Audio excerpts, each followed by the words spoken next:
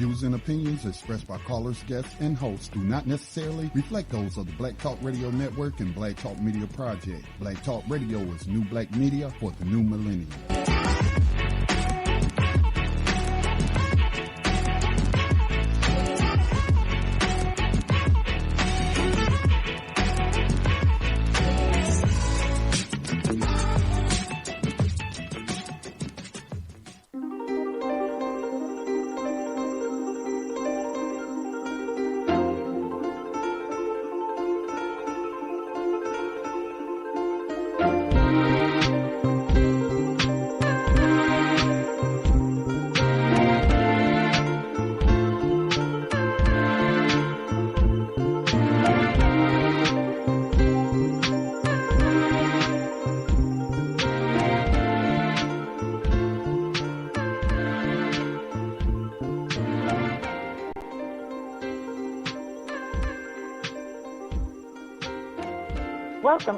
Welcome in to the Mind, Body, and Spirit radio show on this Wednesday evening. It is July the 19th, moving right along through this month, and someone has a birthday coming up at the end of the week.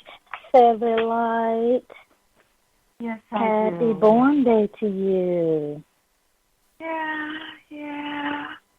It seems like I start celebrating long before the day gets here. But anyway, it's wonderful to be able to celebrate another birthday. Another day, another year. Yes, you are just about to make it, and you will. You'll make it. It'll be a beautiful, beautiful birthday for you. A beautiful born day for Featherlight. So everybody send your birthday wishes out to Featherlight. You can email us at the Mind, Body, and Spirit Radio Show, at Mind, Body, and Spirit Radio Show at gmail.com. You can email us your thoughts, your birthday wishes, your donations, all of that. We accept all of that. Yes, we do. Donate, and donate to the Black Talk Media Project while you're donating so that we can keep bringing these radio shows to you. And if you're not tuning in to Black Talk Radio Network on a regular basis, checking out some of the other shows on the network, you should definitely tune in. You can listen to various shows streaming throughout the day. And follow us on YouTube as well. And on the Twitters, all the social media, you can follow Mind, Body, and Spirit Radio Show and Black Talk Radio Network on the Twitters and all the social media, and join BTR, the social experience. And we are here tonight kicking it. We have a lot to talk about, so I'm not going to take up a lot of time because, airing just once a week, and it's just so much going on in between those days. It's just like, oh my gosh, I have to constantly make little notes on my chalkboard. Oh, I need to remember to talk about this. Oh, I need to remember to mention this. Right. So, yes, so much. And last week we had a good show as we talked about respecting yourself and forgiving yourself. We're having part 2 tonight of respect yourself, forgive yourself. So respect yourself and forgiving yourself. We talked last week about forgiving yourself. So this week we will pick up on respecting yourself, because respecting yourself is, oh my God, that's imperative. Goodness, I'm glad we're having this topic tonight, because respect, not just respecting others, but learning how to respect yourself first, because some people say you can't receive respect, or how are you respecting someone else and you don't even respect yourself. Right. Give it to yourself first. Give it to yourself first. Respect yourself. If you don't respect yourself, ain't nobody gonna give a good. Indeed. So, yes, you can call in tonight and share your thoughts as we talk about respecting yourself and forgiving yourself. best practices, how to let go. We're also going to try to touch a little bit on how are we raising our children. What are we sharing with our children? Like Dr. John Henry Clark said, what do we tell our children?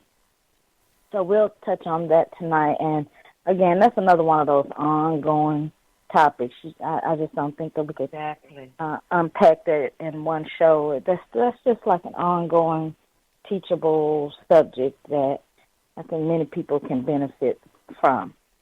Those with children, those without children. You may be planning to have children, or you may have nieces and nephews or little cousins that you advise. So tune in, and you can share your thoughts. You can call in 866-510-9025, 866-510-9025. And you should log on to Black Talk Radio Network and stream the show. Log into Uber Conference Black Talk Radio Network, and you can chat with us in the chat room. Chat. Chitter-chat. And let's see, our African Spirit honoree tonight is the late, great, formidable Ida B. Wells Barnett, because her birthday was also this week. Ida B. No, her birthday was. Let me see. It's the 14th. Let me see. Her birthday the 14th, 15th. 15th. The 15th. Let me just. Oh my goodness, I can't believe I don't have it right here in front of me. The 15th of July is Ida B. Wells' birthday, and I remember going to the museum, Ida B. Wells Museum in Holly Springs, Mississippi. Beautiful, beautiful little small museum with some beautiful artifacts representing Ida B. Wells Barnett, the activist and writer. Yes. So we will honor Ida B. Wells tonight. Yes. So, Featherlight, you have a quote. Yes. I'd like to share. The journey isn't so much about becoming anything. Maybe it's about unbecoming everything that isn't really you. So you can be who you were meant to be in the first place. Just be. Be. Don't work on becoming. Just be. Just be. You have to think on that one. Just be. We waste a lot of time. I'm going to become a better person. I'm going to do this. I'm going to find myself, and I'm going to become. And just flex and be who you were meant to be in the first place, and stop trying to be who society thinks you should be, who your friends think you should be, your parents think you should be. Just relax and be yourself. Relax and be yourself. I love that. We pretend we're this way so that people could like us, But if you be yourself, and then some friends, so-called friends, fall to the wayside, they weren't liking you in the first place. They were liking the pretentious you, who you were pretending to be. So they played their role in your life, and it's time for them to move on anyway. Time for them to move on. Move it along. Like Chris Rock said, your representative. You're presenting your representative to someone. Just go ahead on and present yourself. Present yourself. If they don't like you, then, okay, let them go on. Somebody else will.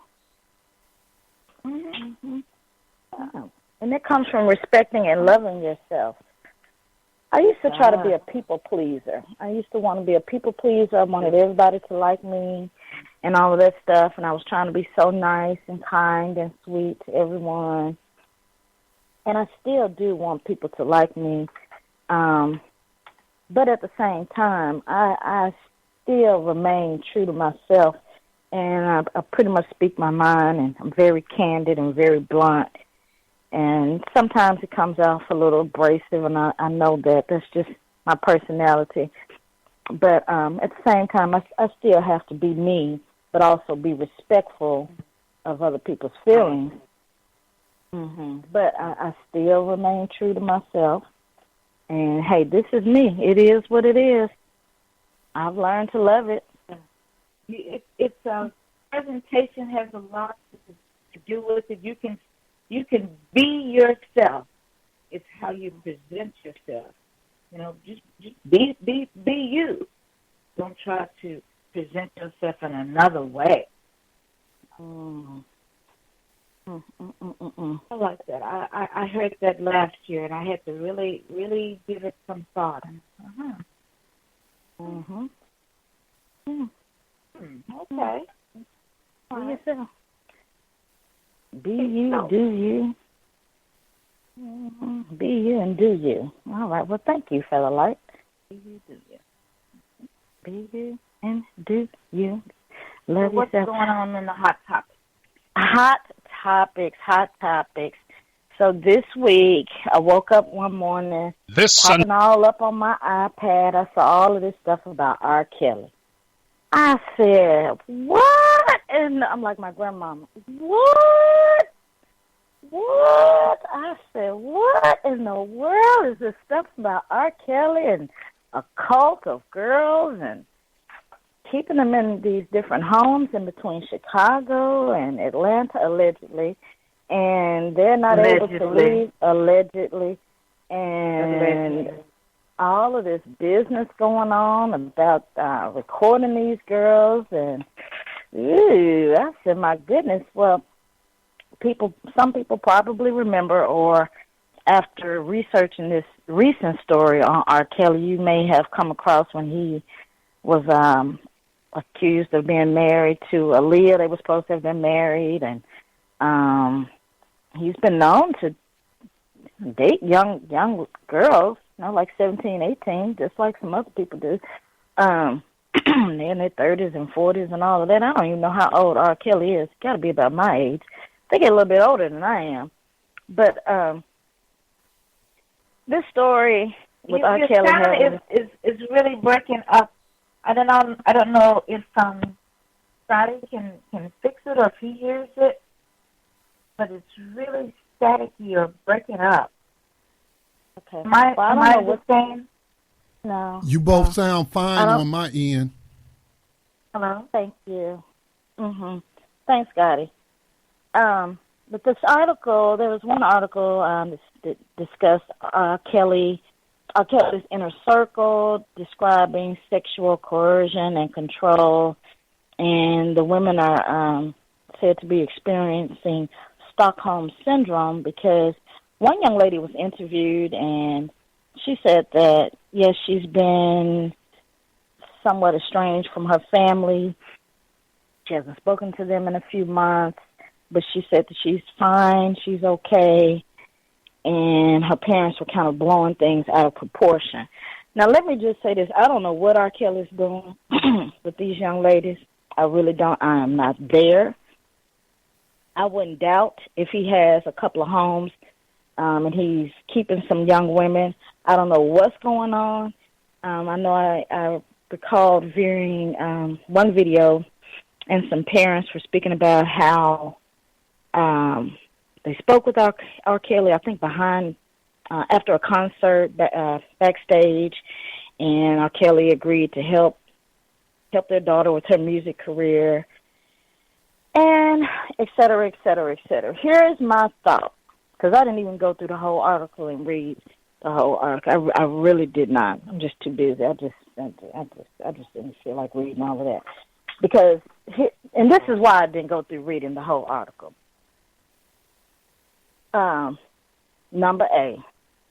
Now, if you are a parent and you sending your daughter, your 18-year-old, 19-year-old, 20, whatever, she's an adult, technically an adult, legally an adult, at 21, 18, I think you're able to vote at 18, right? Pretty much an adult. You graduated from high school. Okay, you're not under 17, so it could not be considered statutory rape. Here's my deal. If you know R. Kelly, if you've researched R. Kelly, this person that that you are arranging for your daughter to have advise her, then you know what type of person R. Kelly is said to be.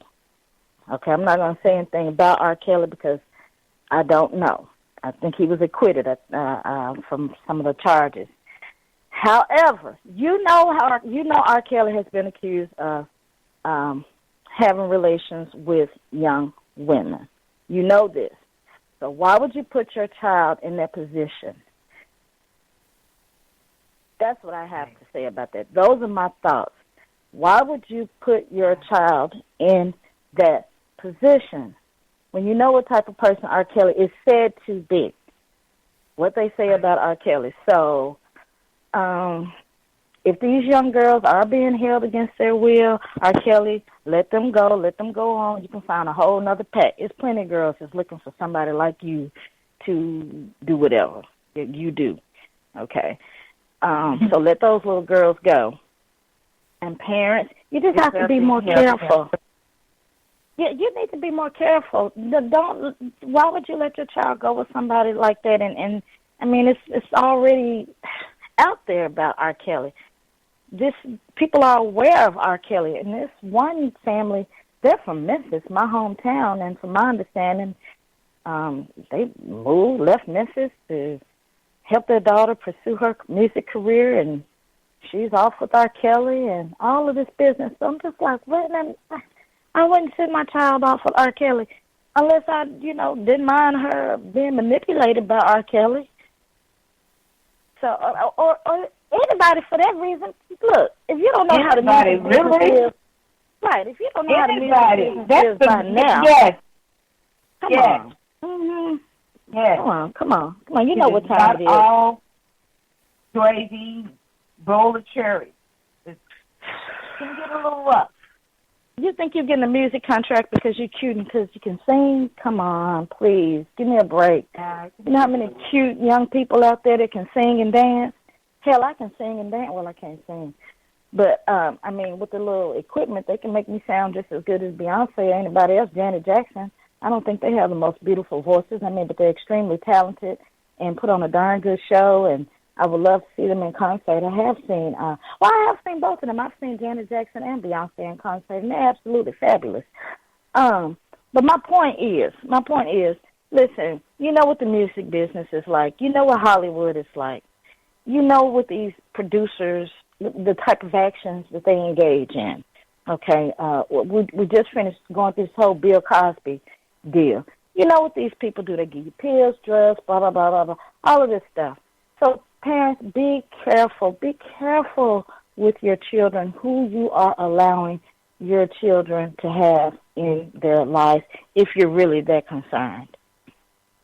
Those are my thoughts on that. And I hope I'm not being too hard on the parents. I know that's got to hurt them and everything, and I hope that your children are safe. And if they want to come home, I hope that they're able to come home. You have any thoughts, Feather? No, I feel exactly the same way you do. All right. Okay, that's all I have to say on that story. Circumstances. Yeah, I don't really know. I don't know what's going on with that. Like I said, I haven't really taken an extreme amount of time to even really research the story. When I'm very suspicious of a lot of things, especially the media now. I really don't. I'd have to wait and see. Get some more information. For one thing, the age is crucial because they're not children. Number two, I get the impression, although it may be false, I get the impression that RK was given the okay to work with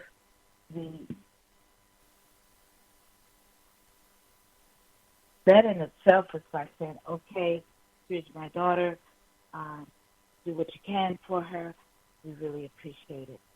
And even if it wasn't R. Kelly with a so-called past.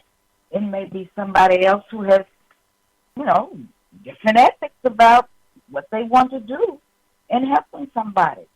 What about like when Tupac went with, what was his name? The dude, Death Row. They had some kind of disagreements on how they wanted to run things, Mm. So, like you said, the entertainment business, is Holly weird. Holly weird, baby. Holly weird. So, Holly weird. Oh, my goodness. I probably could talk a little bit more on dealing with some crazy men trying to hold you up hostage and all of that stuff, but I won't do it right now. I want to move into just quickly into this story about this Australian woman. What's her name? Justine. Let me get this story up. Justine. What's her name? Justine Ruszczyk, something like that. Ruszczyk.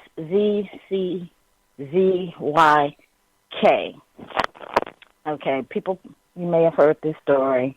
In Minneapolis, she called 911 because she heard something that sounded like maybe an assault or an attempted rape or some sexual acts going on in an alley behind her home.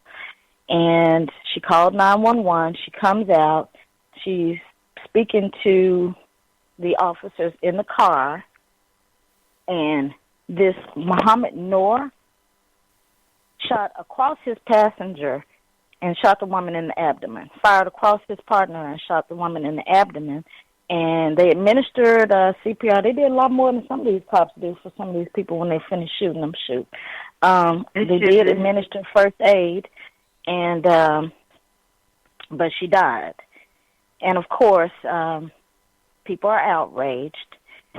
And the mayor has asked for Muhammad Noor to give a statement, but by law, of course, they can't force him to give a statement. This is a horrible story, as many of these cop shootings are, because if you just come into a squad car, and this guy, Muhammad Noor, said he heard like a loud sound, a crash or something, and it startled him, and that's what led him to shoot this woman. And she was running toward him, running towards their car. Running towards their car. And see, I've read one story where she was like talking to one of the cops standing outside the window, and then he heard the loud noise, and then that's what caused him to shoot her. So, horrible. The cameras were not on. The dash cam was not on.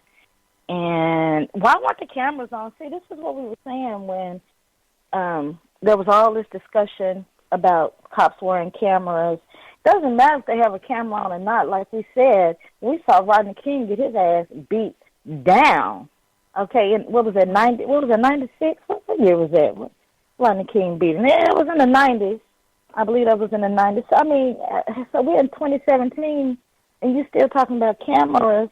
And even when they do have them on, right, they turn them off and turn them on. I just read this story. I don't know how true it is.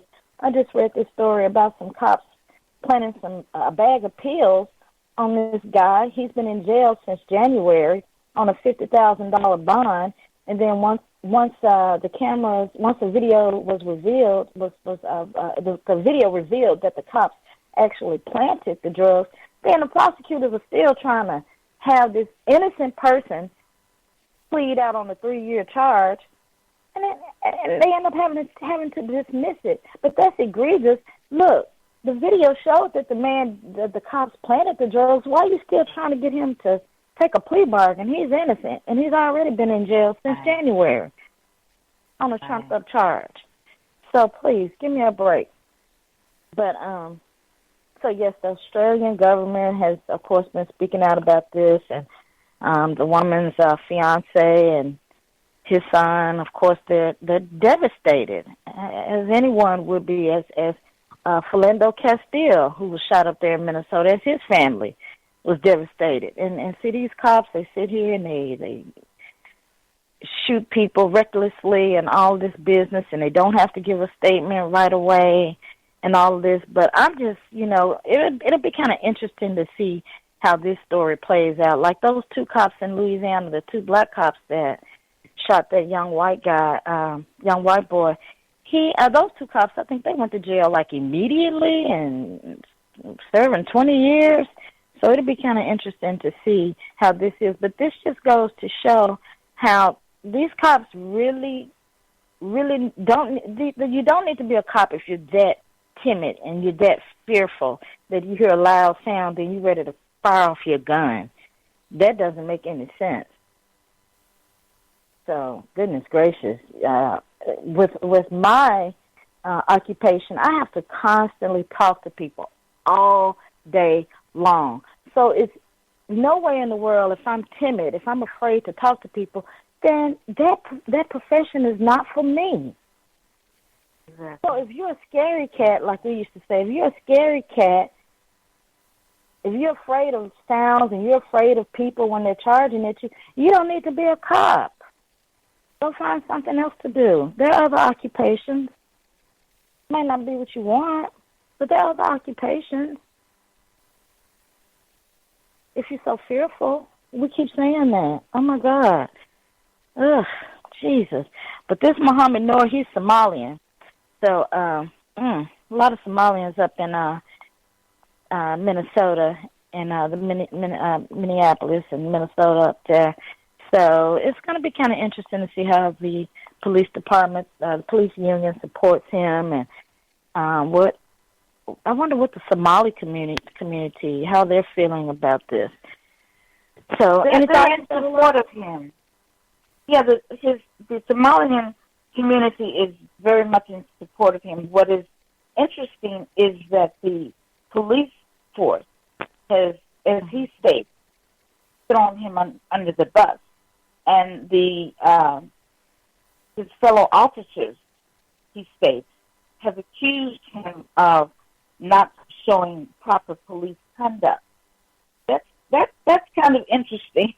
It seems like they have not been doing that for a while, and it's interesting that all of a sudden now that this Somalian has done it, it becomes such a big outspoken thing, and also the pressure is on him to speak on it, to say what exactly happened.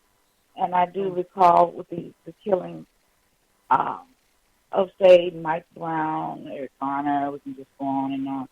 The cops, generally take their time in coming forth and saying what actually happened. Make sure everybody's got their ducks in a row. It is interesting how this is playing out differently from other police shootings. The paper has given him the title of killer cop. So he's already been called killer cop. A killer cop, big bold letters. Many people are saying one comment was if the woman had worn a burqa or a hijab, then the Somalian cop would not have shot the woman. I thought, getting a little ugly here, right? As usual. And he's mentioned more than once that his fellow officers have thrown him under the bus, and that he wonders what happened to Blue Lives Matter. It's not this way for him, not at all. Another nobody thing on the police force is standing with him. Oh, wow. Well, you know what? Another thing that I noticed that was quite different with this case from other police shootings, his name was like almost immediately released, and a photo of him. Right. Generally, it has taken a few days or at least a few weeks before the cop is identified. Right. So I found that kind of interesting also. So, but those Somalis, they don't play, baby. They do not play. And if you're not familiar with Somalis, you need to watch that documentary on, what is it called, Black Hawk Down, and the whole Mogadishu battle and war and all of that. You check that out. You find out about those Somalis. They don't play now. They do not play. So that's that case. Like I said, it'd be interesting just to see how all of this plays out. That's really sad. My condolences go out to her family as well. Really, really do. They're sad. These cops, they need to stop all this killing. If you're afraid, like I said, find another occupation. Go work at McDonald's. Maybe that's something for you. I don't know, but not being a cop. You're too timid. Far too timid. Yeah. All right. Now, everybody know I got to get on this Colin Kaepernick and Michael Vick. You know I got to do it. I got to do it. I have to bring this up. Michael Vick. When you came back and got out of jail with all that dog fighting stuff, you and your brothers and all your cousins, whoever, your homeboys, all that old illegal dog fighting and everything, you know, we had your back, Michael Vick. I know I did. I was coming. I remember emailing Peter and telling them, you need to sit down and leave this man alone, because Peter was really fighting to keep Michael Vick from coming back into the NFL. And I remember that first game he played when he came back and played with Philadelphia Eagles. I watched that game just to support Michael Vick. And now Michael Vick had to make these comments about Colin Kaepernick. When he was asked about Colin Kaepernick, he said the first thing Colin Kaepernick needs to do, because, you know, Colin Kaepernick has not been signed by the NFL, and some people are saying that they're going to boycott the NFL this season. They will not be watching any games. So Michael Vick said Colin Kaepernick needs to cut his hair and look more clean cut. He needs to cut his afro. I said, what in the world? But what's that guy's name? Shannon. What is his name? Shannon. I had it in my head. Shannon something. But Shannon laid it out. Shannon really kind of checked Michael Vick on those comments. So I'm very appreciative of what Shannon shared in terms of his feelings about Michael Vick's comments towards Colin Kaepernick as to why he hasn't been picked up by an NFL team. So Michael Vick is saying that Colin Kaepernick needs to clean up his look. What does his afro have to do with him not being picked up? I remember that little Hawaiian guy. I can't think of his name either. But his hair was coming all out the back of his helmet and everything. Okay, Michael Vick, you used to wear cornrows and all of that until you went to jail and somebody told you to go ahead on and cut your hair and all of this business. And the reason why Colin has not been picked up, we all know, is because he's been put on a list to not be picked up because of his stance, his social justice stance. Colin Kaepernick has taken a knee because of all the egregious behavior committed towards black people and people being shot and killed by police, period, like this young lady that was just recently killed. People suffering from injustice. He took a knee for that reason. And so for him to not be picked up by the NFL team, oh, my God. Y'all need to stand with that brother. Yes. I feel like this. That's just my feeling. I feel that, those are my feelings. I feel that more brothers need to support Colin Kaepernick. And I'm not saying how, but like making comments like that, Michael Vick, come on, man, please. Really? Talking about his hair? His hair? He needs to cut his hair? Oh, so he needs to cut his hair. And I'm just still stuck on that. Are you serious? That's the best you could come up with. You need to cut your hair. That's the best you could come up with. Look a little more clean cut. He couldn't find anything else. So he's supposed to say, I'm sorry, Master. I'm so sorry. I will not stand up for people that are being mistreated ever again. I won't use my platform for social justice. I'll just continue being a gladiator. I'll continue with the battle royale fights like they used to have black people doing in the ring and getting electrocuted and all of that, children and young men, young children, all that. So I'll just continue with all of that. I'll just continue being this athlete for you and making you money and dancing and catching the ball and whatever. I'll just keep entertaining you. I will not speak up. I will not. Oh, my goodness. And who is Michael Vick to try to say something? You're a convicted felon. Colin Kaepernick has not been convicted of a felony. Michael Vick, you're a convicted felon, man. My brother. Ooh. My brother. Ooh. Ooh. My brother. I'm so disappointed in Michael Vick. I did like you. But, oh, God, that upset me when I heard that. That just upset me. I said, no, you did not. No, you did not, Michael Vick. But yes, he did. Yes, he did. So he made some very disparaging comments about Colin Kaepernick. And my thoughts again, if Colin Kaepernick is not signed by an NFL team, go on to Africa or wherever and start your team. I hope you saved up your money that you've made and invest in something else. Do something else with your life, brother. Maybe NFL, that was your season. You're done with that and just move on. Get with Ice Cube, figure out how you can start some other kind of little league like he did with the retired NBA players. Maybe you can do something like that, Colin. Call me, Colin. Call me. Yama me, Colin. And I can give you some ideas. Yama me.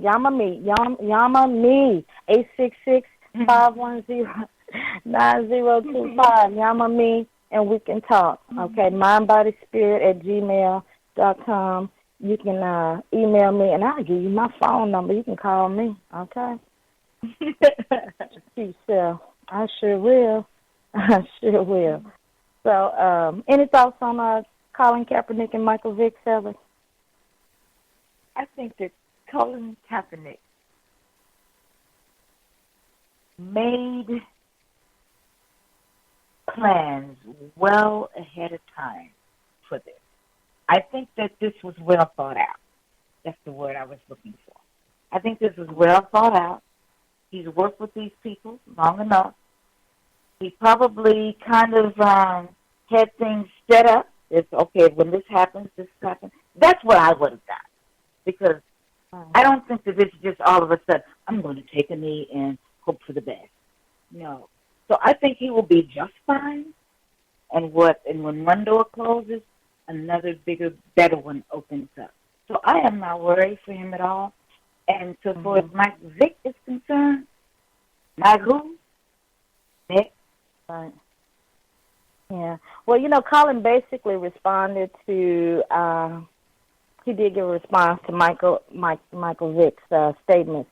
He basically said that Mike Vick is suffering from Stockholm Syndrome. Yeah.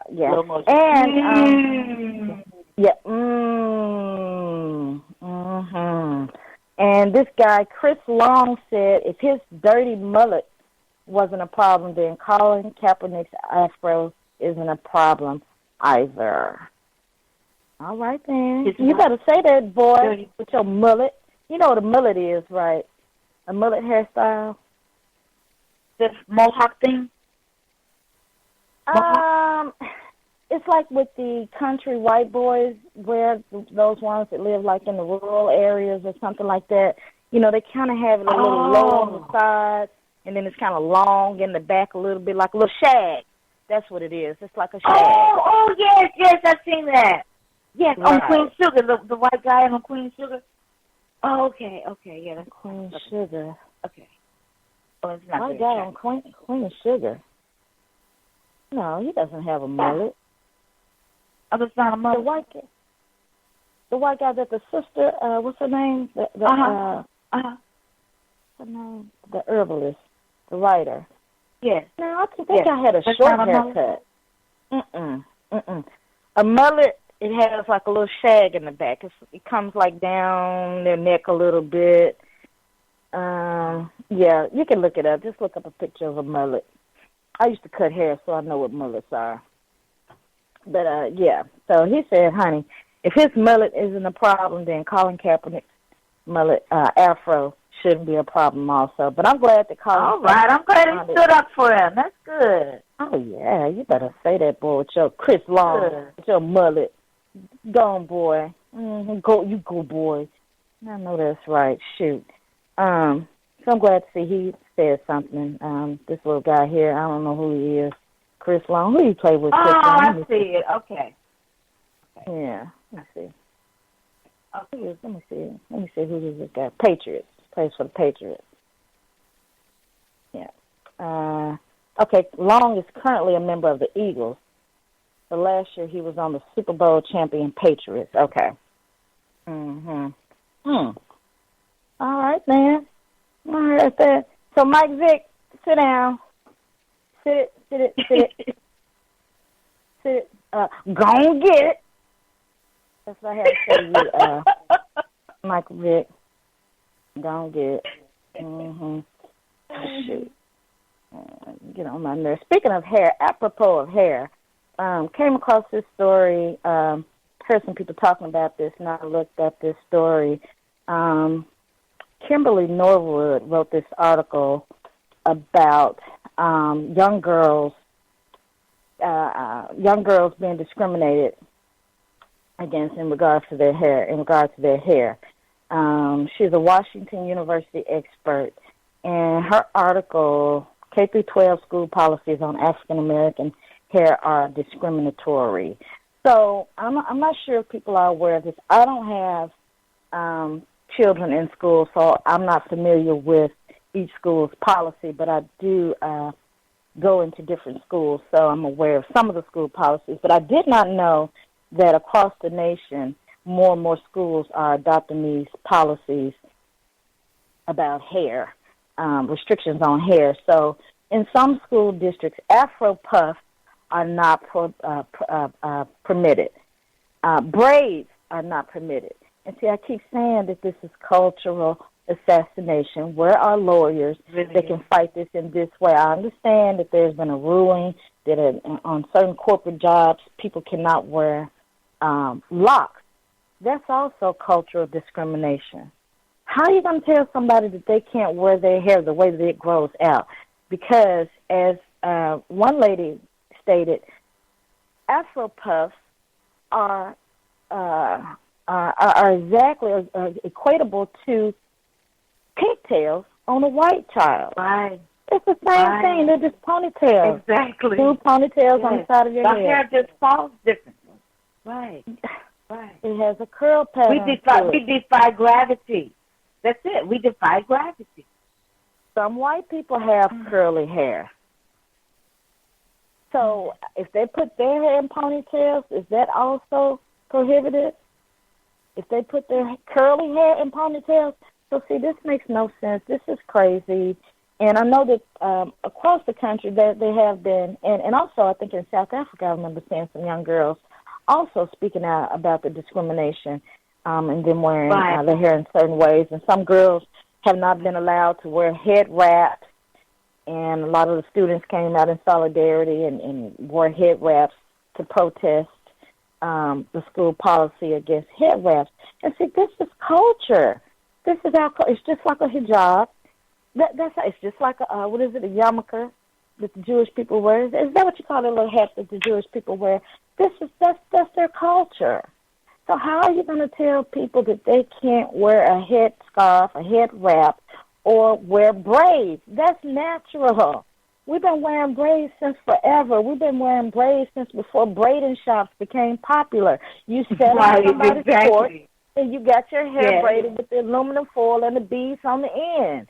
That's how we used to wear our hair. That's common. We didn't even go to a beauty shop to get our hair braided because everybody knew how to braid hair. Everybody knew how to do it. You sat on somebody's porch and you had your hair braided. And it was just as simple as that. No big deal. All kinds of styles. We've been doing this for centuries. So, goodness gracious, for this to even pass, how did this even pass under our noses like this? This went completely under the radar. If this many districts have made this a policy, oh my God, that's very disturbing, very, very disturbing. I would say that parents should organize, and white parents, you should join in this too, because I know like a lot of white children, they like to put the different color, like the pinks and the blues, in their hair, and some of these children, they can't even wear that little hair color that they like to wear, and that's an expression. And one reason why I'm so upset about this is because I remember when Venus and Serena, hats off to Venus and Serena, Venus did not win the match, but she did very well, so congratulations to you, Venus. But I remember when Venus and Serena were young girls, and the tennis players were complaining about their braids and their beads, talking about the braids and the beads were distracting and all of this, and they couldn't focus on the ball. No, that ball was just coming at such a fast pace. With such rapid speed, you just couldn't see it and believe it. But, yeah, they used that excuse that the beads were distracting. So, you know, I'm so sick and tired of people putting us through all this drama and trauma, and I always say that this drama and trauma about our hair. Let us, back to the quote that you said, being you, let us be ourselves. Why do we have to keep going through this? This is so horrible. To be somebody else, very disturbing. Look like somebody else, trying to fit in. We don't want to fit in.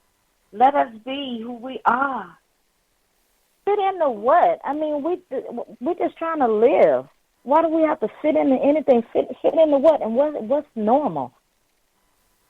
Exactly. What is normal? Yeah. Why?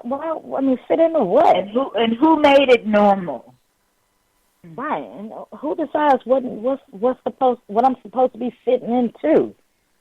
We're not robots. We're all individuals, and we all have our own unique personalities and style. Oh my goodness! If the hair is neat, clean, and well groomed, how can it be distracting or faddish? Reads this article. So, let me just read this, and we'll move on. Norwood believes that these grooming determinations are the product of implicit biases doing double duty. So you can check that article out. Her name is Kimberly Norwood. I think we should try to reach out to her and see if she can come on and discuss hair discrimination satellite. All right. So let's move on into our topics for tonight. We're talking about respect and forgiveness. Last week we talked about forgiveness. This week we are going to pick up on respect. So when we talked about forgiveness, some of the things that we discussed was we often find it easier to forgive ourselves or to forgive others, but when it comes to forgiving ourselves, we have a hard time with that. So that's one thing that we talked about. What else did we go over further? We talked about the fact that our past mistakes were meant to be lessons and not death sentences. You don't have to carry it around with you for the rest of your life. Let it go. All right. Don't carry it around for the rest of your life. And don't judge your past. Don't keep living in your past. Sometimes we stay in the past and we just keep living in that past, and we don't let that go. And, you know, there are people, we're going to have a lady that's going to come on, a sister that's going to come on and talk about, like, past life. And, oh, my gosh, she's very spiritual. I'm so looking forward to her coming on and discussing. And that's going to help. Her discussion is going to help a lot of people with their past and their future. So, and your present. Don't worry so much about the future and your past. Live in the present. Live in the moment. That's the best thing to do. Live in the moment. I mean, not saying don't plan for your future, but live in the moment. Enjoy the present. Be anxious about it. Yeah.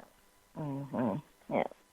What else doing now is building your future. what you're doing right now. That's right. Realize and understand that your actions have consequences. It's the number one law of the universe. Exactly. Consequences. Own what you have done and stop judging your actions. You are the greatest judge. And realize that whatever happens and learn for it. Learn from it. Move on. Learn from it. Learn from it and move on. Don't beat up on yourself. It will not make the past perfect. Can't change it. It's the past. Just move on.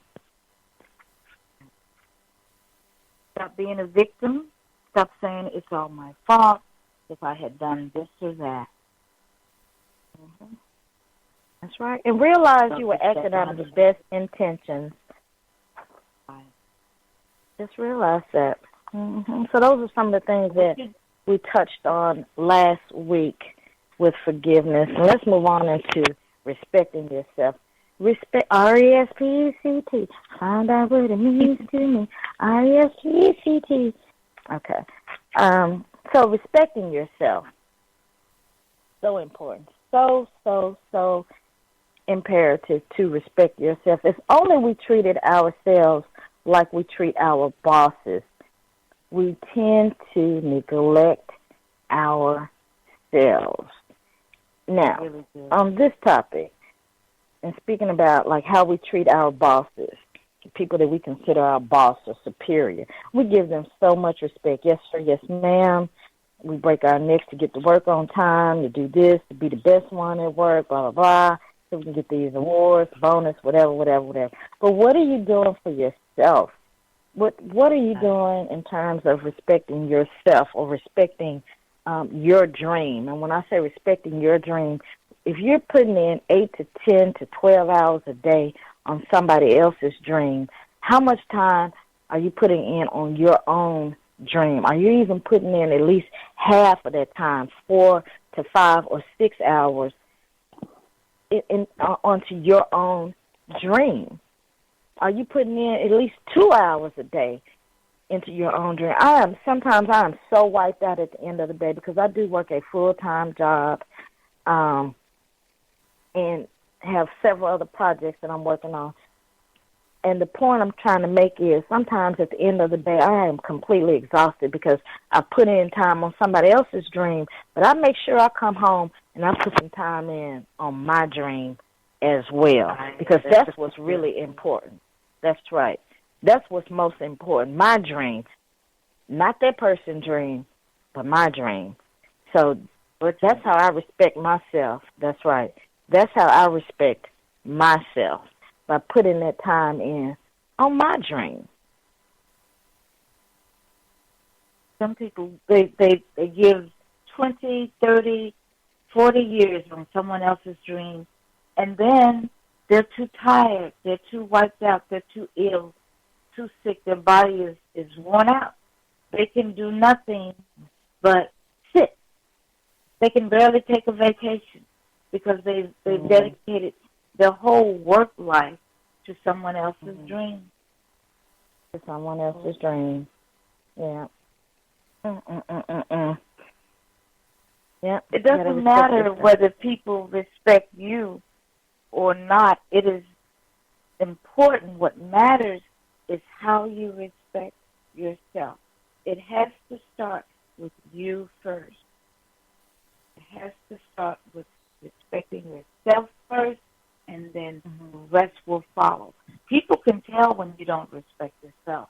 And when you don't respect yourself, it's contagious. They will not respect you either. Yeah, people know when you don't respect yourself. Say, for instance, like when you're in a relationship with someone and you want them to respect you, but they're looking at you and they can see, especially predators. They can tell when you don't respect yourself, and they'll zoom in on people like that, male or female. I'm not just saying men to zoom in on a woman like that, but male or female, people can see when you have some type of a low self-esteem about yourself. You're not respecting yourself in some kind of form or fashion. And then they're not going to have respect for you. They totally would not have respect for you, even if that's the one of the sweetest, most kindest people that you ever came across. But if they can detect that you don't care enough about yourself, they're going to find it difficult to care about you. If only it's just a constant battle with them trying to get you to respect yourself. People don't have all that energy to constantly be trying to mold and build somebody, especially when you get up in the age like myself.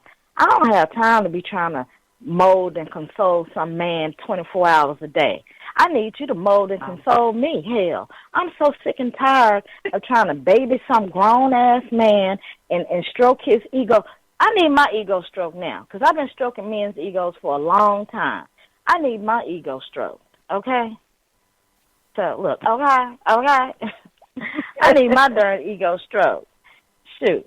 So people don't have all that energy to be trying to sit here and help you get yourself together, especially when you're over the age of 30 and 35. People don't have time for that. Pull it together, get it together, so that you can go ahead on and have a good relationship. And that's what the Mind, Body, and Spirit show is here for. We're here to help you, again, become a stronger, more authentic version of yourself. Now, when you remain voluntarily in a relationship that is emotionally harmful and toxic, you're not respecting yourself. So if you're staying in relationships that are hurting you, you know this person is abusing you in some type of way, then you're not respecting yourself, and you need to let that go. You need to get out of that relationship. You need to free yourself, okay? Eject yourself from that situation, because that's not helpful or conducive to you living a normal, healthy life in your pursuit of happiness. So being in a relationship like that, something toxic, a toxic relationship, no, you don't need that. I always say that I have to be in a relationship in which I can help that person, I can enhance their life, and they can enhance my life. If you can't enhance my life and I can't enhance your life in some kind of way, what are we doing? Right. What are we here for? What are we here for? Yeah, so you got to make sure that you're respecting yourself in those relationships. Don't just allow someone to rip you apart and rip your heart out, rip your soul out, take away your essence, keeping you away from your friends and family, keeping you away from activities, having you stressed out and depressed, or if you're constantly arguing with someone, that's not respecting yourself. You don't deserve that. You deserve better. No, you deserve better. You deserve better. So let's take a break, and we will be right back. You are tuned in to the Mind, Body, and Spirit radio show. And while we're on break, you be sure to go and log on to Black Talk Radio Network so that you can donate. And you can also donate and purchase your Black Talk Radio Matters T-shirt. We'll be right back.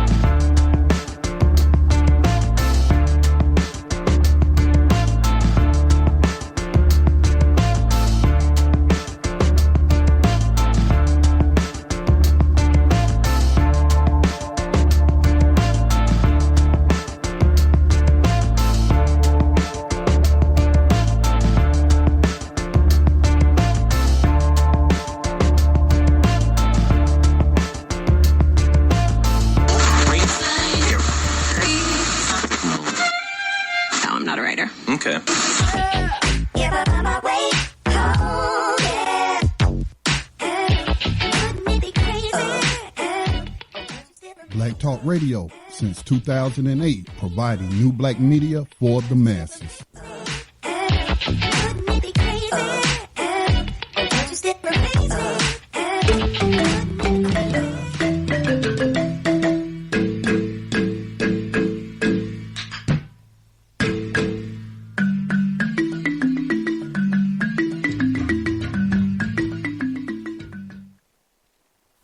All right, so let's jump into our African spirit, and we will pick back up on respecting yourself. So tonight we are honoring Ida B.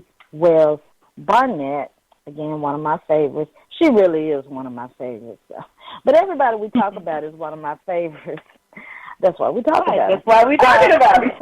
That's right. Okay. I had her date wrong. It's not July 15th. July 16th is the date that Ida B. Wells was born in Holly Springs, Mississippi. Delta, that's your hometown, your home state. The great, like you say, the great state of Mississippi. Holly Springs. Yes. The great state of Mississippi. Yes, the great state of Mississippi. Ida B. Wells died March 25th, 1931 in Chicago, and she was a probation officer, I believe, when she died in Chicago. And I believe there were some housing projects named after her, too, in Chicago. She founded the National Association of the Advancement for Colored People, was one of the founding members, rather. Let's see. Parents, Elizabeth Izzy Bell Warrington and James Wells. Ida B. Wells was an activist and writer, and she became prominent in the 1890s. She brought international attention to the lynchings of African Americans in the South. Wells was born a slave in Holly Springs, Mississippi. At the age of 16, she became a primary caregiver to her 6 brothers and sisters. When both of her parents succumbed to yellow fever, you know, the yellow fever epidemic wiped out so many people. But the black population was able to survive the yellow fever more so than other groups.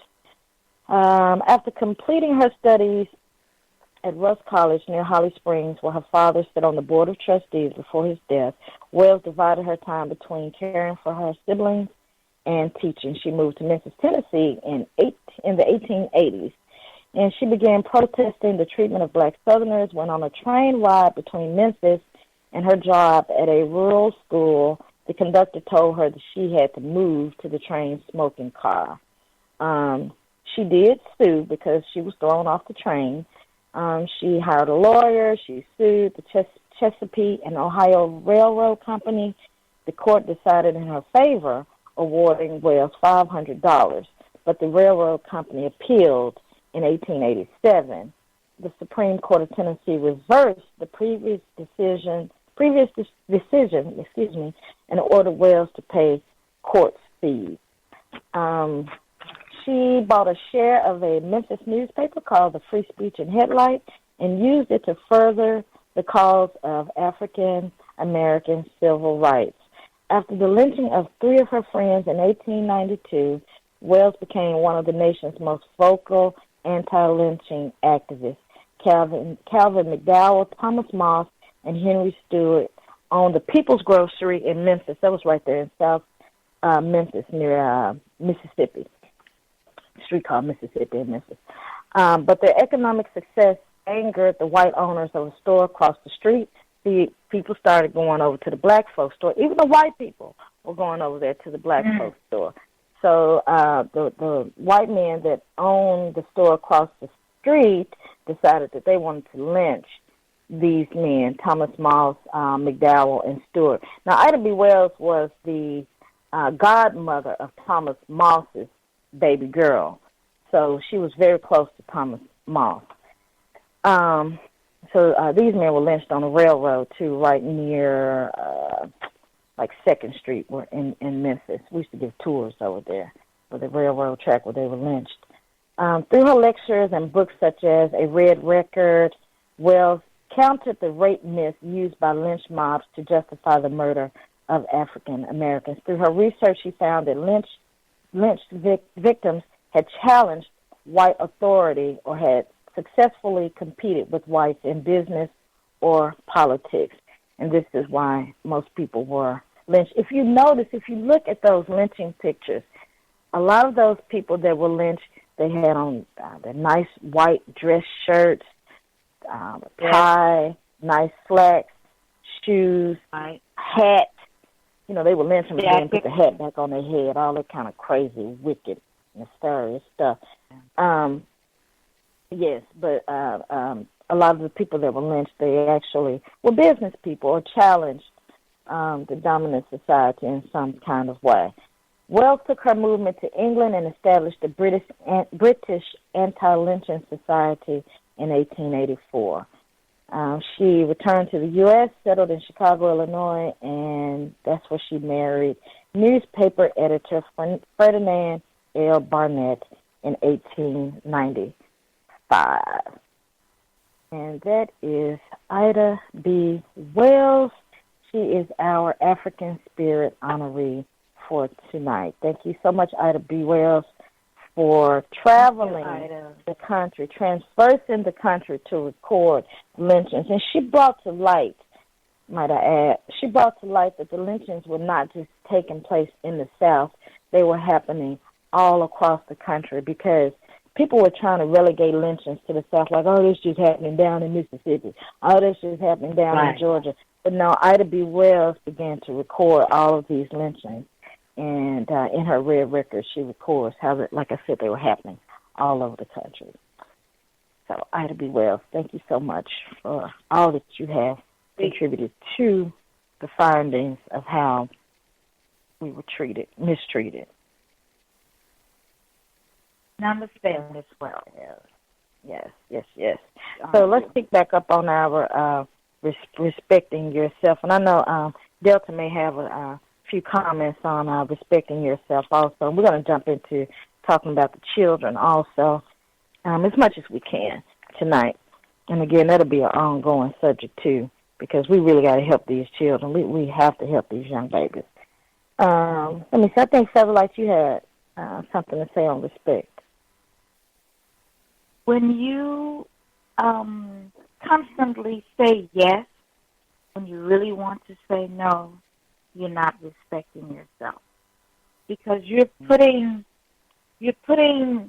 more onto yourself than what you really want to, and you're eventually going to resent yourself for not speaking up, not saying no, not really, as we said earlier, being yourself.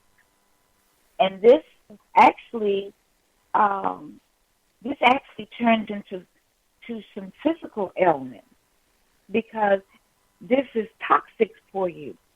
When you really want to say yes, when you really want to say no, but you constantly say yes, it could be because you want to please somebody.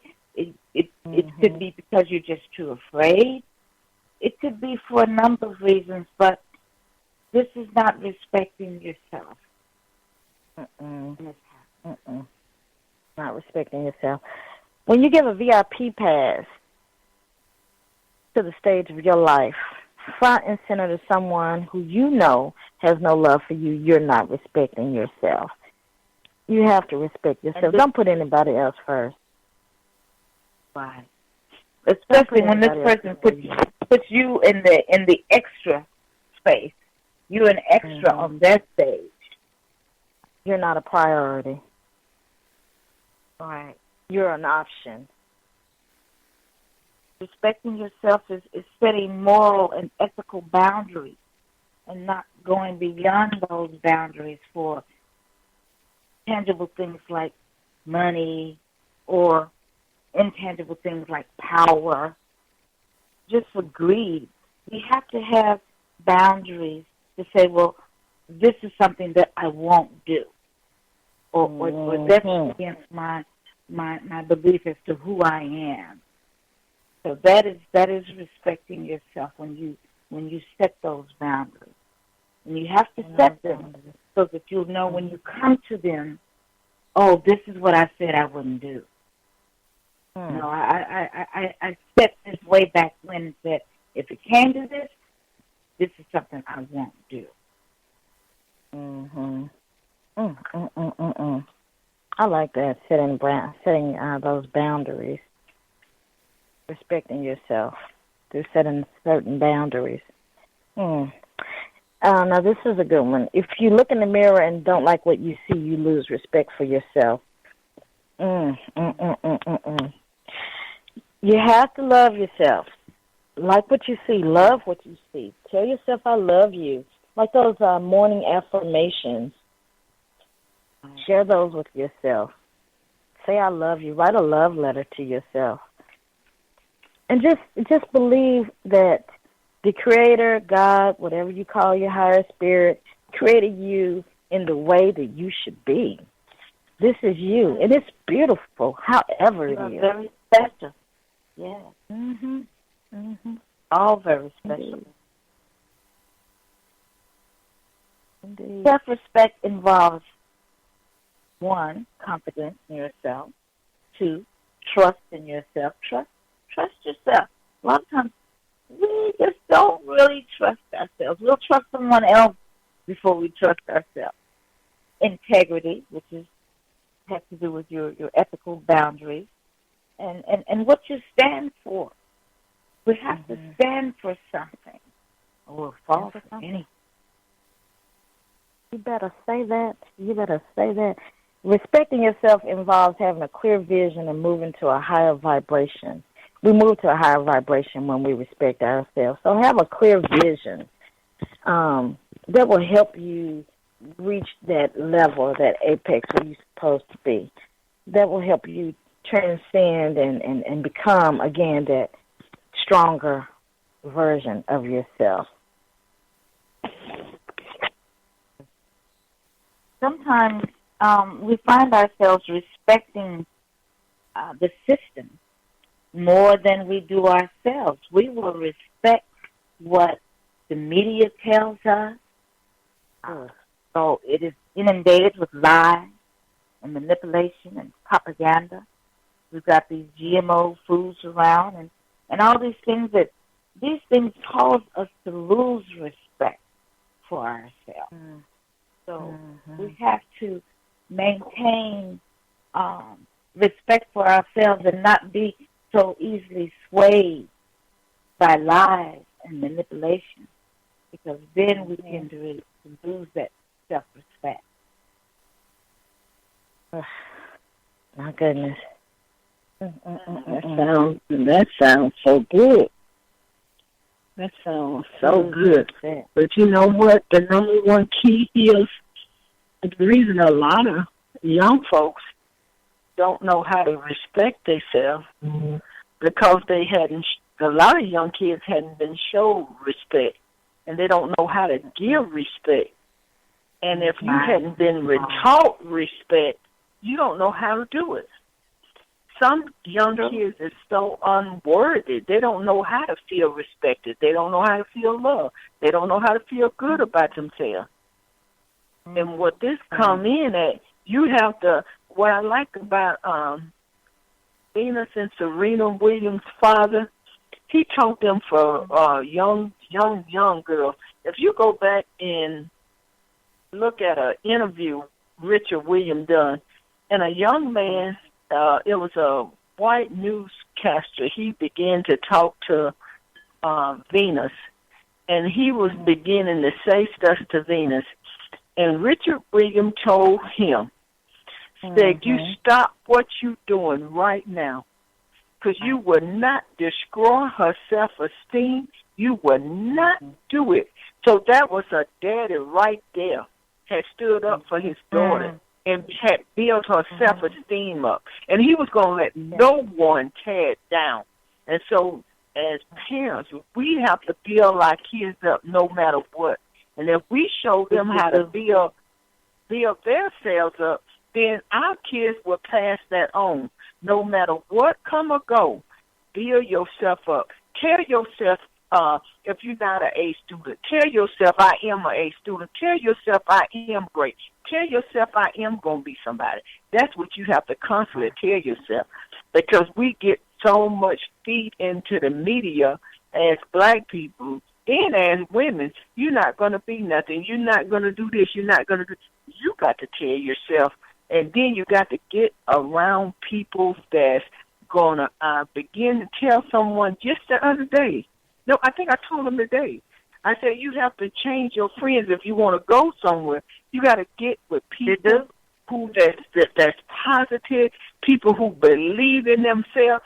people who said I'm going somewhere. And one more thought, and I'm going to shut down. If you go to the doctor show, when they first started the doctor show, it was a branch off from Dr. Phil.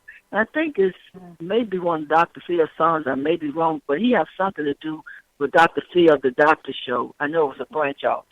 They had a black young lady on there. She was a doctor when it first started, but now they have a different young black lady. But this first young lady, she was going to college, and she was in this sorority, and they lived in this apartment. And she told this story many times. And she said out of all the girls, I think it was about 5 or 6 of them, they lived in this house. And they was all going for doctors and lawyers and different things. And she came up pregnant. And her dream began, she thought so, that her dream began to fade away because she came up pregnant. And she didn't have the support at home to help her with the baby. And what her sorority friends told her, we believe in you. You're great. You can do it. She said they all began to schedule their schooling around her baby. And every last one of them babysitted her baby until she came up out of medical school. And they told her, we believe in you. You can do it. Then she started believing in herself. Even though I had this baby, I still can do it. I believe in myself. They telling me I can be. So you got to be around, people don't believe it. You got to be around positive people who telling you that you can believe in yourself. If you, can I give one more example, y'all, please? Because it just hit me. As a young girl, y'all hear me say this. I grew up in a house where it was 10 girls and 8 boys. And I always told myself from a young girl, I'm not going to live this way. I'm not going to live poor like this. I'm just not going to do it. I'm not going to do it. I mean it, I'm not going to do it. And I believe in myself from a little girl. And this may sound, well, I ain't going to say it sounds smart with sense. When I seeked out a companion, it was always based on, I just got to keep it real. It was always based on how much the individual can do for me. I'm just keeping it. It was you. I got to know what you can do. If you can't do nothing for me, but that should be any young person, any man or woman. You don't want to get with somebody who can't help you to get to that level you need to get to. Because if you get with somebody who's not going to that level where you at, you're not going to do it. And so that was my drive in me. I told myself from a little bitty girl when I didn't even have no way how I was going to do it. But I believe in myself. I'm not going to live this way. And then another thing about myself, and I'm not bragging, like, I can't use that proper word, braggadocious, if I'm saying it right. Like, you're not being braggadocious. Braggadocious. Yeah. Mm-hmm. Yeah, and I would stand up in the mirror, and I would say, because I used to hear somebody say this to me, so you got to stand in that mirror, and you got to tell yourself, even when you're having a bad day, you got to tell yourself, I'm looking great. I feel great today. I'm going to do great. But to me, like some people have low self-esteem. I have never, and I meant this, I promise y'all, I ain't never had a low self-esteem in my body. I ain't never had one.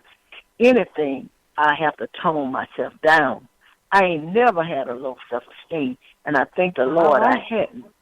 Never. No, that's right. I pretty much kept a high self-esteem myself also. I just knew that I was special because I had family that told me I was special. I had family members that told me, you have beauty and brains.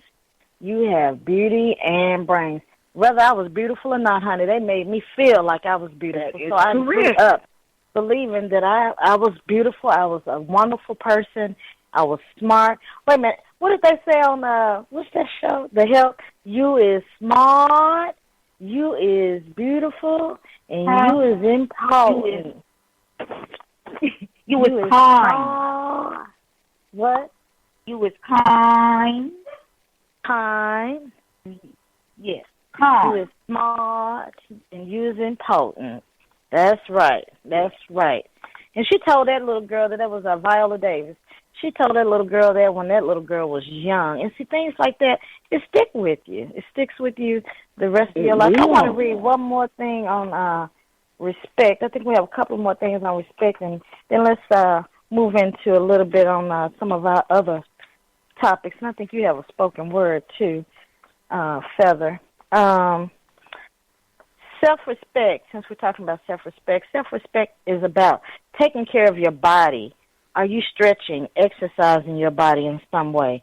Taking care of your appearance, eating foods that give you energy, or are you eating foods that take away your energy? Now, we're going to come back to this. That's a good one. Taking care of your appearance. Right, yeah. We're going to come back to this, taking care of your appearance, because we really have to unpack that and help some people out on that one. That's a show all by itself. That's a show all by itself. You got that right. So true. So true. Okay, Featherlight, you want to share something else on respect and then move it along? Well, I want to piggyback off of what Dr. Cooker said about having the right people around you. Having too many of the wrong vibrations around you will bring you down and will cause you to lose respect for yourself, because those people do not respect themselves. And we start to take on that same type of energy when you're around people who have a lower vibration and who do not respect themselves. So in that case, it is good, it is important to put up what is called energetic boundaries. So place yourself around people who love themselves. Like you were saying, Del, around people who love themselves and will support you and who lift you, who will lift your vibration. Like the young lady's vibration was lifted. The story you just told, that was a very good story. They lifted her vibrations and were very instrumental into to where she ended up, which is successful. So it's really good. That's what we're talking about. All right. Okay, I really want to hear your spoken word, because you're going to share something from Tina Knowles, Beyonce's mother. I want to hear this spoken word. You still want to share your spoken word, Feather? Let's see. Okay. All right. So this is some spoken word from Solange Knowles' CD, A Seat at the Table, where she features her mother, Tina Knowles, and also she features Master P and the father. And they're all doing spoken word. They can say,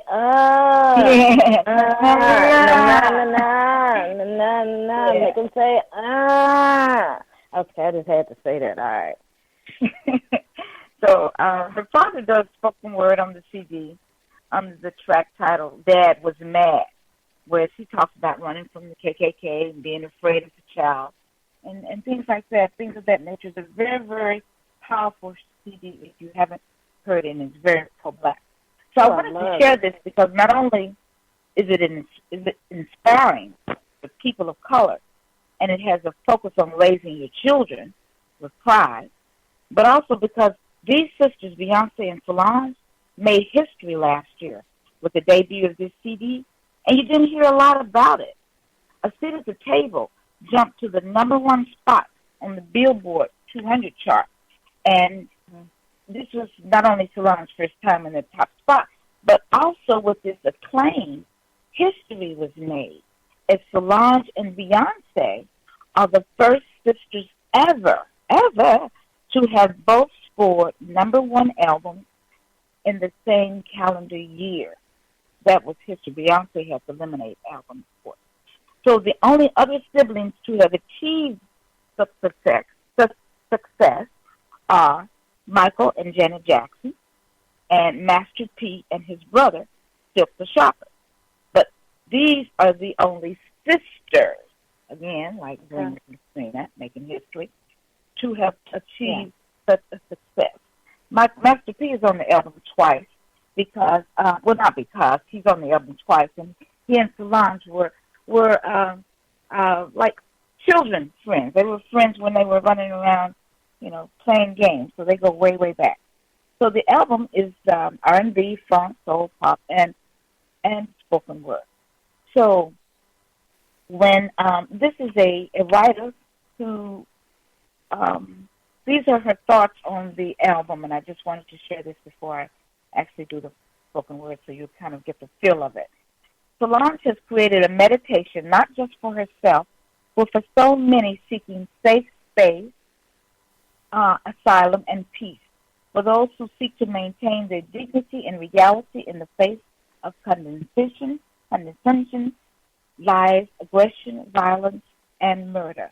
She displays how hers has always been a black story, not just by accident, but by the love, will, and the teachings of her parents. So I will do Tina, and then we'll go to a break, and then I will come back. So this is Tina. I think part of it is accepting that it's so much beauty in being black. And that's the thing that I guess I get emotional about, because I've always known that. I've always been proud to be black. Never wanted to be nothing else. Love everything about it.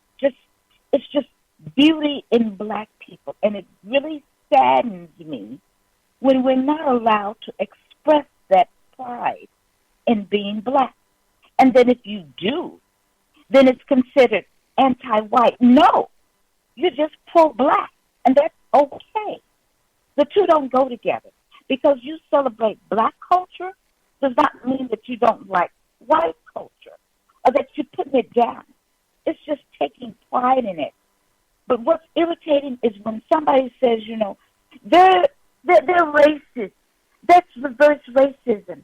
Or they have a Black History Month, but we don't have a White History Month. Well, all we've ever been taught is white history. So why are you mad at that? Why does that make you angry?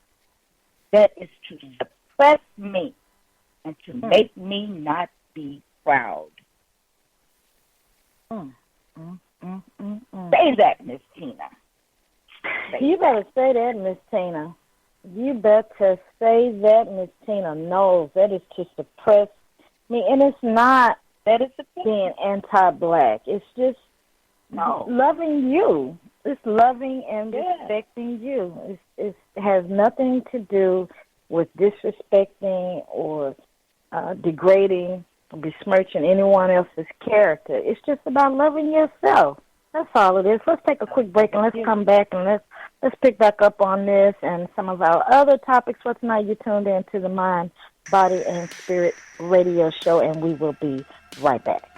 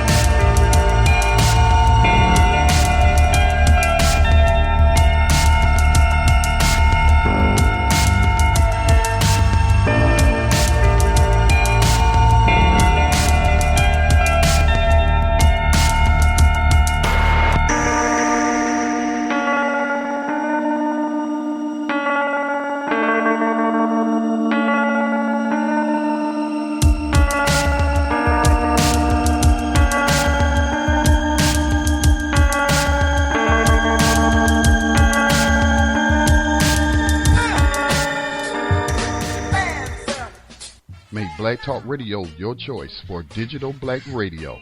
New black media for the new millennium.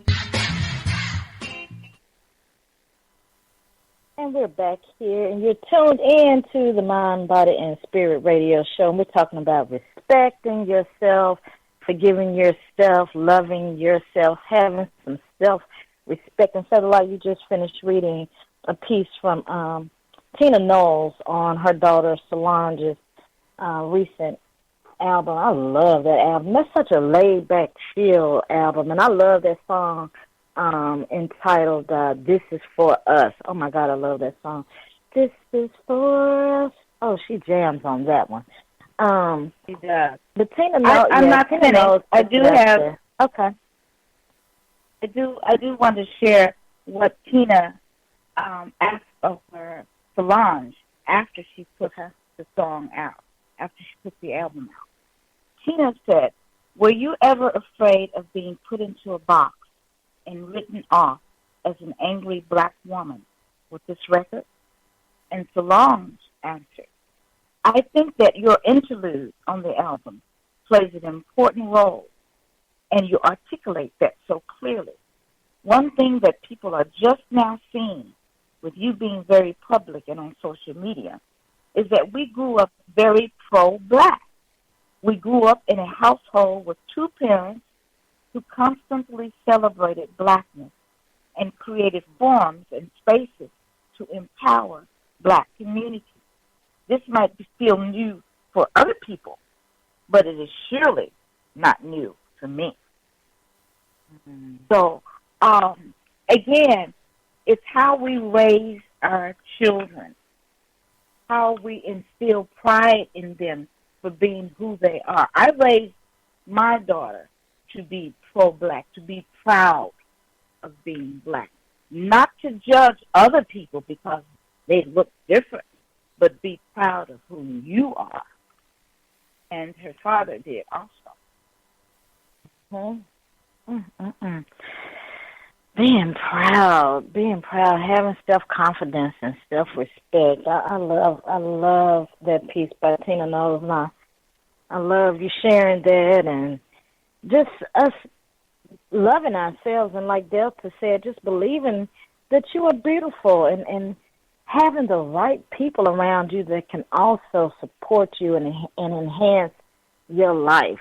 Have some people, some positive people around you in your circle that can help you, that can support you and nurture your creative spirit. Some people that can give you some good advice, not lead you down those same alleys where you've fallen in the holes. So, goodness gracious, like that. What's that piece that you read sometimes? I walk down the street. Yeah. I walk down the street and I fall in the hole. Right. Mm-hmm. Okay. Do I have time to do Master P's little piece that he had on the CD? Mm-hmm. Okay. I tell you what. Let me say that, and let's talk a little bit about children. The cheerings. Oh my God, the cheerings. Okay. And then we talked about let me see, where was that? We talked about appearance. Lord help me. Taking care of your appearance. Lord help me. Lord help me. Guide my tongue tonight, Lord, please. So we must speak truth, and we must speak it in a nice way so they can understand. We got to speak the truth. Okay, yes, we don't tell our people, nobody else gonna tell them. That's right. That's so true. I'll just start it off, and you ladies can jump in and share your piece. We only have like about 30 minutes left, a little bit less than 30 minutes. So we'll definitely pick back up on this, as we said. Respecting yourself and your appearance. I was reading this article about this young Nigerian lady. She's a blogger on Instagram and video blogger, I believe, on Instagram. And I think she has like a section in maybe Essence or Ebony magazine. But anyway, so she's Nigerian, and she said that it's like an unspoken rule for Nigerian women to take pride in their appearance. So this vlogger, she actually blogs on different makeup that women can wear, different colors, different lipstick colors, and head wraps, and just being beautiful. So I thought that was very, very significant to what we discussed in terms of like talking about appearance and helping young ladies because I see so many young ladies now, we talked about this before, and I'm not trying to demean anybody or make people feel bad, but I see so many young people, they just don't seem like they're happy, like they don't take care of themselves, they're not taking care of their appearance, they're walking around looking a little sloppy, kind of out of shape, you can tell they don't eat right, not getting any kind of exercise, and just looking unkempt. And so as women, we have to take care of our appearance. Present yourself in a way where people, and let me reword this. It's not about trying to go out here and just look like some model every time you're walking out of the house, but fix yourself up. Put some shoes on your feet and not the house shoes. We talked about this a few weeks ago. Put some shoes on your feet. You don't walk out the house with house shoes on, and you don't go out the house with those sleep bonnets on.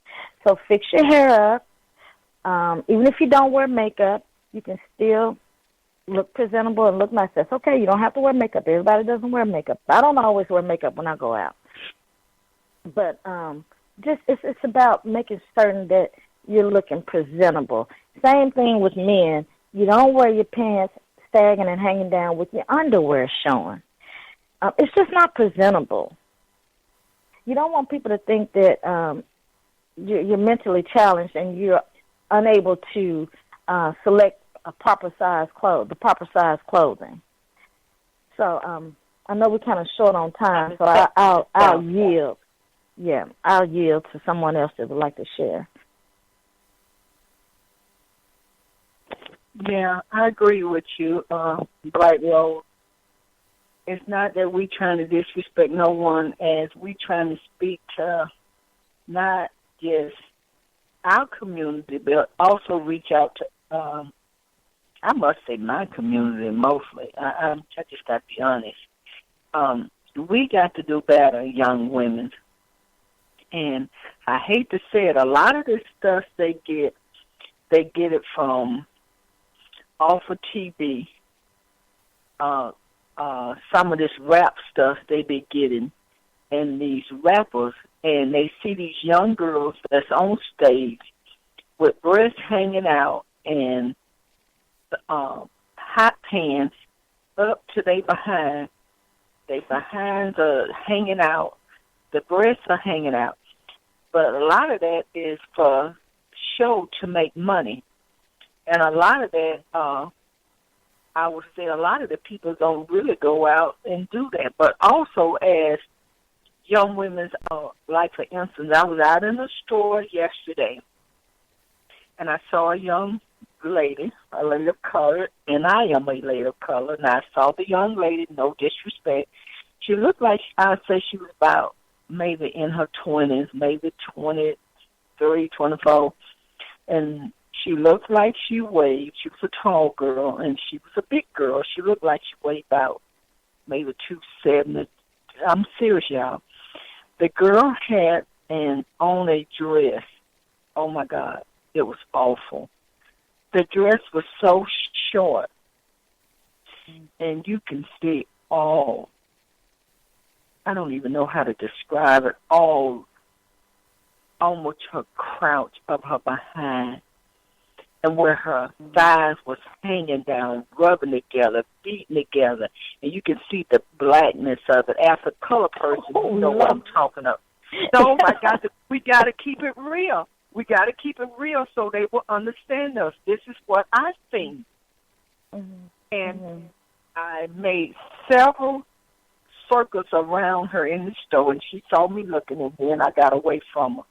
I just couldn't believe the young lady came out like that. Also, she looked like she had a daughter with her, and the daughter was about 11 or 12. Now, don't you know the mother is dressing like a whore in a handbasket, and the young daughter is with her. It's no, how can you teach, what can we say to them to let them know this is not appropriate? They think this is appropriate. They really do.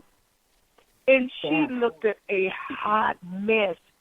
Young women, you do not have to show all your flesh in order to get a man to make yourself feel good, to make yourself feel sexy.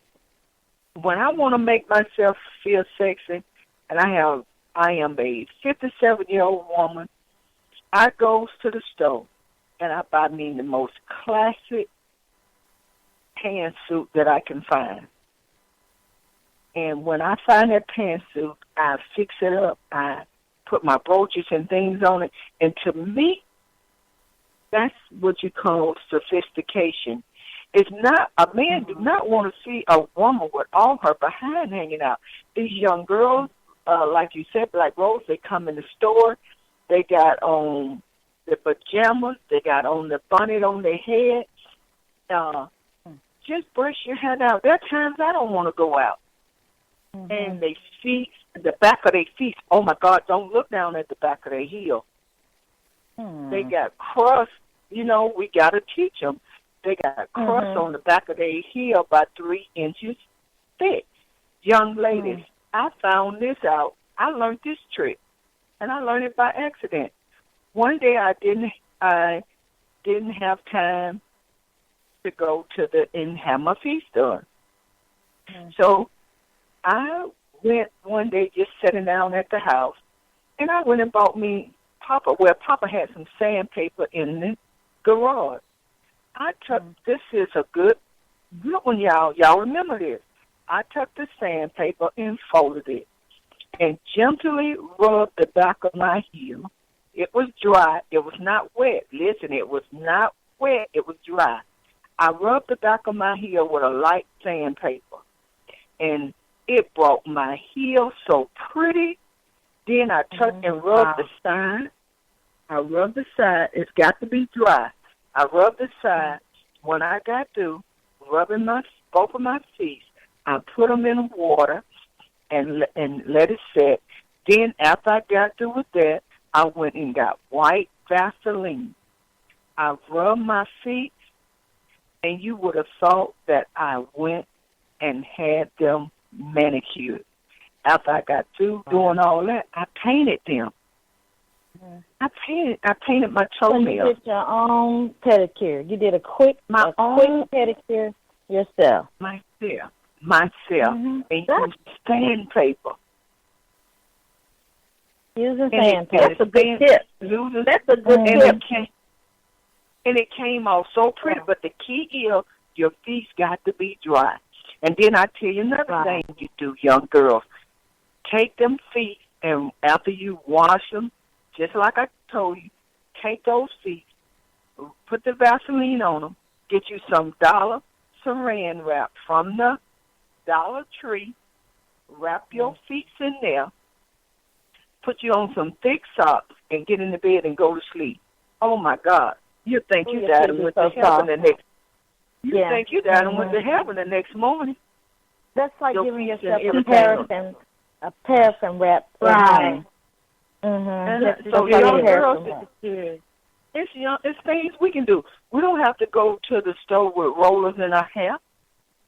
Get your extra wig over there. Snatch them rollers out of your head. Put you on a quick wig. Or get a pretty scarf and wrap it around. They've got videos all up and down showing women how to wrap scarves. Now, you mentioned something about a young lady who had her shorts really, really, really short. I saw a lady, now I wouldn't do this every time, and I wouldn't suggest that everybody else do this, but this one particular time I felt safe enough to do it. I'm not sure why. This young lady, she was tall. She was about 5'8" or something like that, and she had some very, very. This was at a black event, you know. Dr. Boyce Watkins.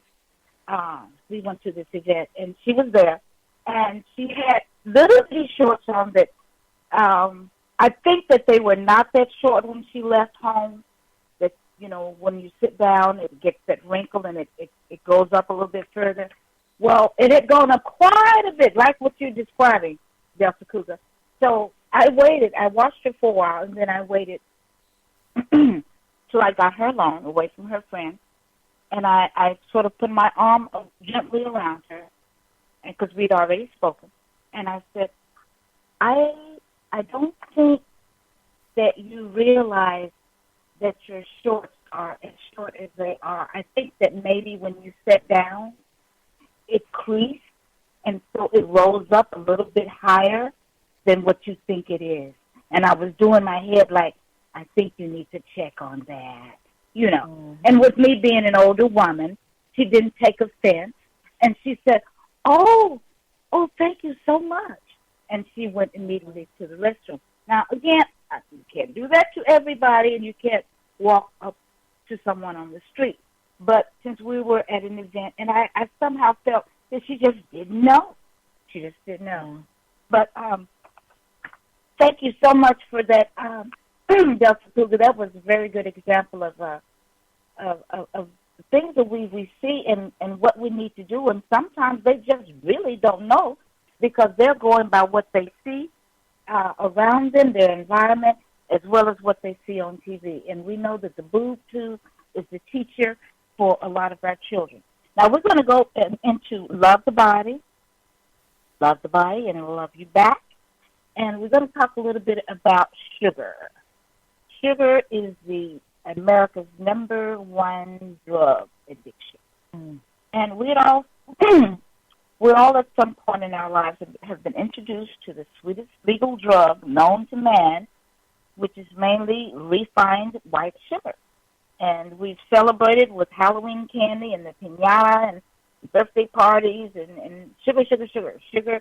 Nobody ever said sugar is a drug that you shouldn't eat, or sugar can cause many diseases in your body, so don't eat it. Of all the drugs on the market, sugar is by far the biggest drug addiction of them all, and is the cause of many diseases, which can lead to death, you checking out. Refined sugars are classified by some as potential poisons to the body.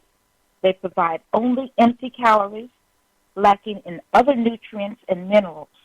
In addition, they can drain the body of nutrients because of their demanding digestion requirements. Now, listen to this. White refined sugar is not a food. It is a pure chemical extracted from plant sources, purer in fact than cocaine, which it resembles in many ways. Its true name is sucrose. So if you see sucrose, it's sugar. And its chemical formula is, check this out, C12H22011. Okay? So that's C12H22011. It has 12 carbon atoms, 22 hydrogen atoms, 11 oxygen atoms, and absolutely nothing else to offer. Now, the chemical formula for cocaine is C17H21 and N04. Sugar's formula, C12H22O11. For all practical purposes, the difference is that sugar is missing the N or the nitrogen atom. So refining means to make pure by a process of extraction and separation. Sugars are refined, and that by taking a natural food, which contains a high percentage of sugar, and then removing all elements of that food until only the sugar remains. So, sugar is really, really, really addictive, and it's really harmful for us. Sugar manufacturers are very aggressive in defending their product and have a strong political lobby, which allows them to continue selling this deadly food item, and it should not be allowed in the American diet.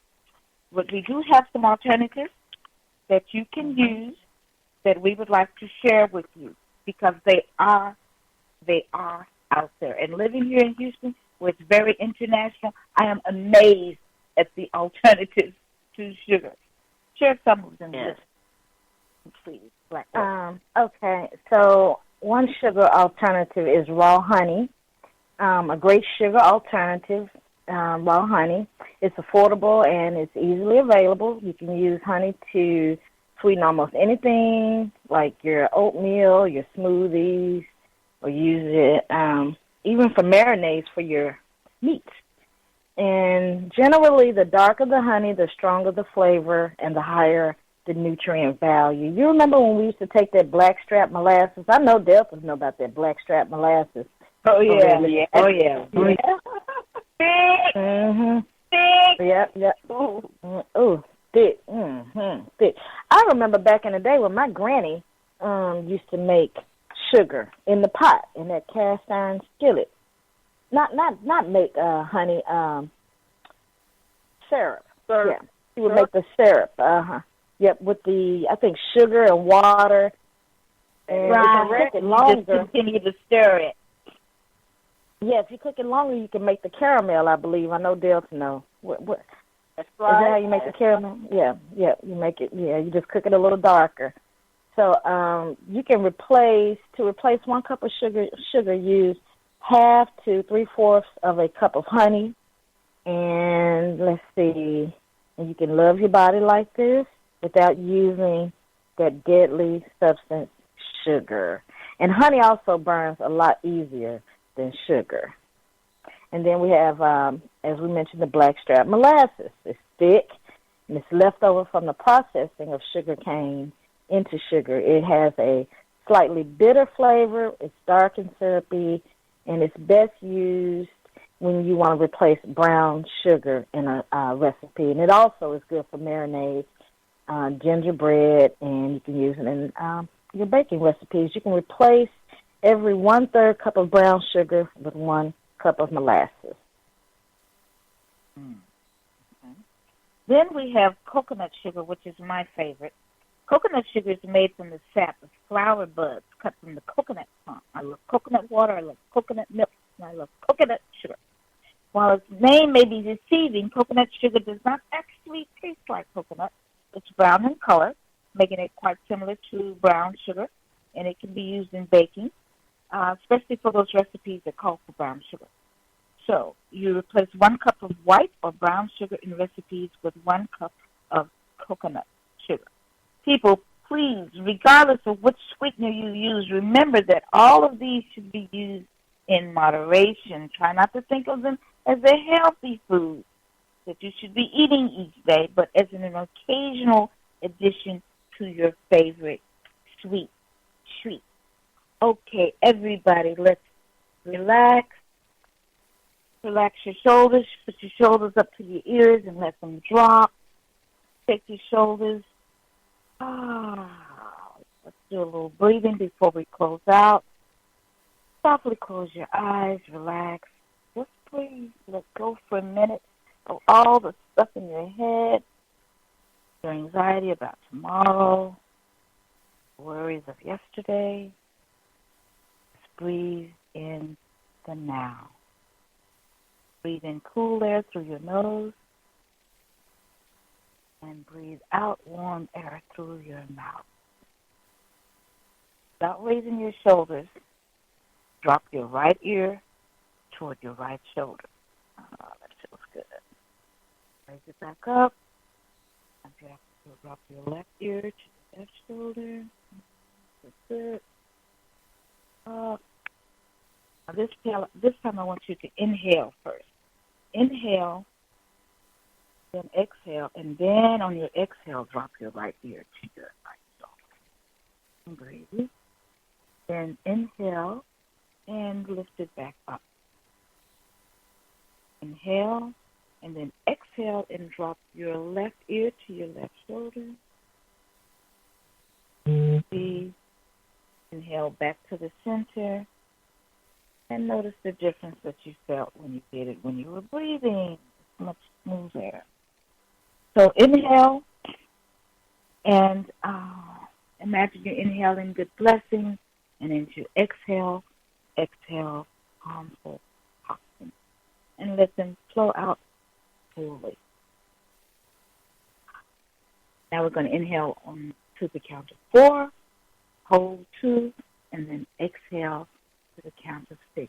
And this time when you exhale, twist your lips just a little bit so a stream of air will flow out. Inhale 4, hold, 2, and exhale 6.